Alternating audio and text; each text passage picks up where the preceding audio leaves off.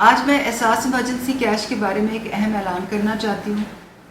مجھے معلوم ہے کہ کچھ لوگوں کو خاندان کے مرحومین کے نام پر اہلیت کا میسج آیا ہے، تو اگر کسی بیٹی نے میسج کیا ہے تو اس کو ہمارے سسٹم نے یہ میسج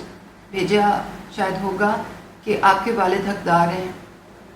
اور ہو سکتا ہے کہ والد کی وفات ہو چکی ہو، یا کسی بیوی نے میسج کیا ہو اور اس کو میسج یہ آیا ہوگا کہ آپ کے شوہر حقدار ہیں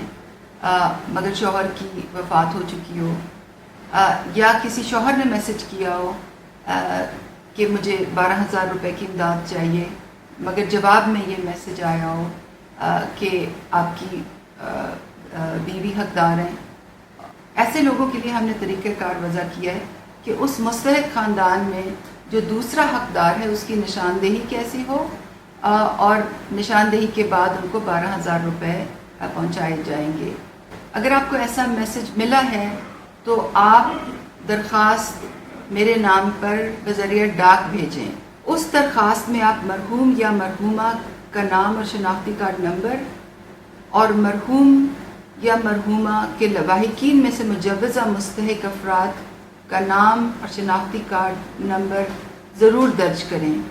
یہ درخواست آپ بذریعہ ڈاک میرے دفتر کے پتے پہ ڈائریکٹلی بھیجیں تاکہ جلد سے جلد آپ کی مدد ہو سکے۔ احساس ایمرجنسی کیش کی رقم کی ترسیل ابھی جاری ہے۔